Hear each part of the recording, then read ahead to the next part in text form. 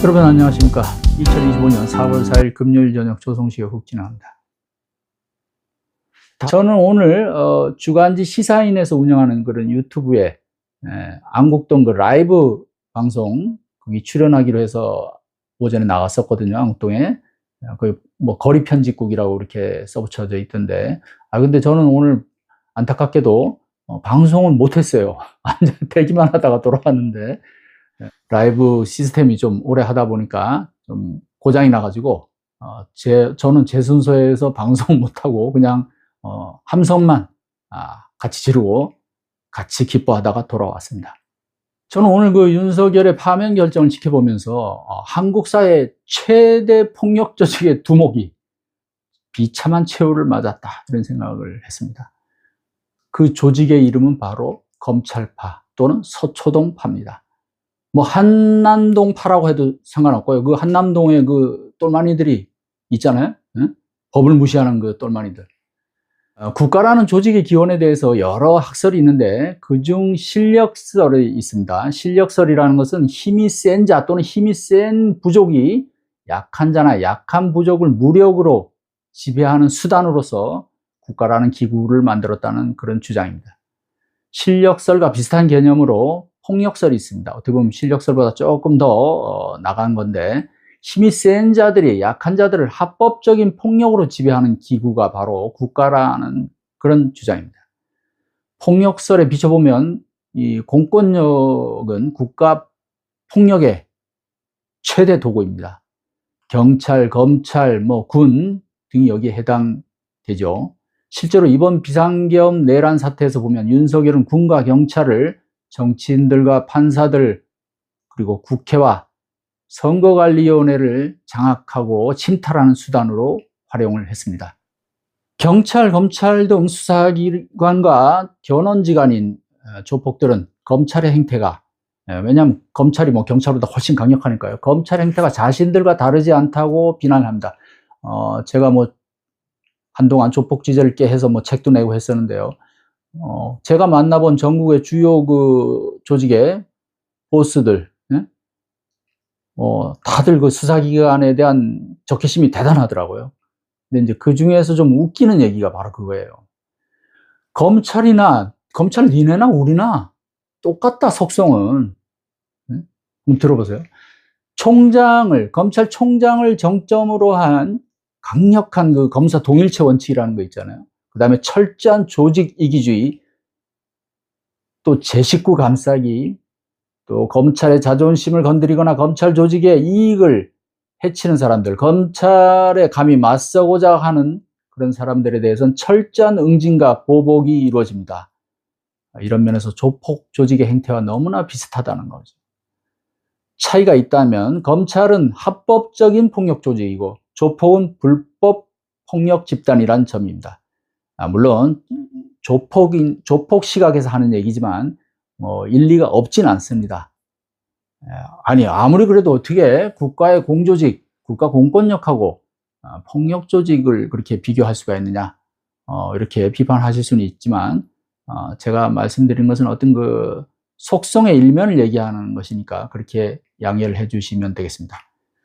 대통령에 오르기 전까지 평생 단죄 권력을 누린 윤석열은 윤석열 사단의 보스로 통했습니다. 김영삼 정부 때 김영삼 대통령의 아들 현철 씨의 위세가 대단했잖아요. 그 김현철 씨를 수사해서 구속했던 당시 심재륜 대검 중수부장, 그분의 이름을 딴 심재륜 사단, 그 다음에 또 노무현 정부 초기에 불법 대선 자금 수사를 성공시켜서 국민들에게 큰 지지를 받았던 안대희 대검 중수부장은 또 안대희 사단의 대부로 통했습니다. 그 다음에 박근혜 정부 때는 그 유명한 우병우 사단이 있습니다. 검찰의 인사를 주물럭거렸다는. 자, 이런 사단들은 대체로 대형 정치적인 수사를 한 이후에 형성이 되는데, 윤석열 사단의 주축은 2016년 말, 그때 박근혜 정부 때죠. 국정농단 특검에 파견됐던 현직 검사 20명이 주축입니다. 거기서 이제 제일 그 고참이 윤석열이었죠. 수사팀장을 맡았고, 이후에 이 검사들이 또 적폐청산 수사, 그리고 조국 수사, 뭐 이렇게 활약을 하면서 그 세를 불렸습니다. 이들이 문재인 정부와 윤석열 정부에서 검찰 지휘부와 요직을 차지하면서 검찰 전성시대를 열었습니다. 자, 2019년 조국 수사가 벌어졌고 이듬해 추미애 장관이 부임하면서 이 윤석열 사단이 줄초상을 맡게 됩니다. 그래서 뭐 아시는 대로 거의 윤석열 사단에 속했던 대부분의 검사들이 한직으로 뭐 쫓겨나고 또 좌천되고 이렇게 뿔뿔이 흩어집니다. 그러나 윤석열 정부가 출범하면서 이들은 모두 금의 환영, 화려하게 복귀합니다. 그래서 검찰 정권의 행동대장으로 활약을 하죠. 대표적인 예가 이재명 대표와 민주당에 대한 집중적인 표적 수사라고 할 수 있겠습니다. 검찰의 사령탑인 대검 지휘부와 서울중앙지검 주요 수사 라인에 포진했던 이들은 지난해 또 공교롭게도 김건희 씨 수사 문제, 그 디올백 수수, 그 다음에 주가 조작 연루, 크게 그 두 가지인데요. 그 김건희 씨 수사 문제를 두고 용산과 갈등을 빚다가 대대적인 숙청을 당합니다. 이 초기 윤석열 사단 멤버들이요. 그래서 형식은 뭐 좌천성 영전이긴 했는데 내용으로 보면 거의 뭐 좌천에 가깝다. 그러니까 윤석열 대통령이 김건희 씨 문제를 건드리는 것을 얼마나 싫어했는지, 심지어 자기의 그런 신복인 옛 부하들을 그렇게 내친 것만 봐도 알 수 있는 거죠. 그들이 물러난 자리를 차지한 검사들이 윤석열 사단 2기입니다. 이들의 주축은 문재인 정부 시절에 이른바 추윤 갈등이 빚어졌을 때 그때 윤 총장을 감찰하고 징계하려던 추 장관에게 반기를 들고 노골적으로 윤 총장 편을 들었던 검사들입니다. 파면 결정으로 윤석열은 이제 역사의 무대에서 사라지게 됐지만 한국 정치판을 맘만 먹으면 좌지우지할 수 있는 검찰을 여전히 윤석열 사단이 장악하고 있다는 점, 우리가 경계해야 되지 않을까 싶습니다. 무슨 판 따위의 폭력조직 이름은 대부분 수사기관에서 붙인 겁니다. 주로 두목의 이름이나 별명, 활동지역이나 근거지를 기준으로 삼습니다. 예컨대 한때 국내 최대 폭력조직으로 통했던 범서방파는 김태촌이 태어나서 자란 광주시 서방면, 양은이파는 두목 조양은 이름에서 유래했습니다. 범서방파, 양은이파와 더불어 이른바 3대 패밀리의 한 축을 차지했던 오비파, 광주 오비파 있잖아요. 오비파는 물론 이제 서울 전국적인 이 조직이 됐죠, 나중에. 이 오비파는 광주 오비다방을 근거지로 했다고 해서, 또 부산 최대 폭력 조직인 칠성파, 그 영화 친구에 나오는 그 조직이죠. 그 폭력 조직. 그 칠성파 대단합니다. 한때는 뭐 3대 패밀리가 부산에 가면은 칠성파한테 맥을 못 춘다, 이런 말이 나올 정도였어요. 이 부산의 칠성파는 또 칠성다방에서 거기서 주로 놀았다 그래가지고 그런 이름이 붙여졌습니다. 또 뭐 청량리에 까불이파가 있어요. 이것도 한때 언론에 나오고 이런 화제가 된 적이 있었는데, 그 까불이파는 두목 윤상균 씨의 별명에서 따온 이름이고요. 또 전국 조직인 전주 월드컵파와 나이트파는 이들의 주 무대가 주로 그 나이트클럽이라 가지고 그 나이트클럽에서 붙여진 이름입니다.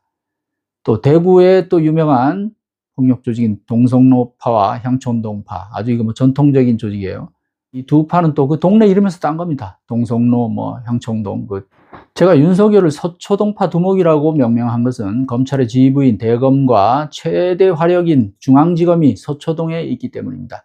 서초동파 두목 윤석열은 평생 단죄 권력을 누리며 합법적인 폭력을 행사해 왔습니다.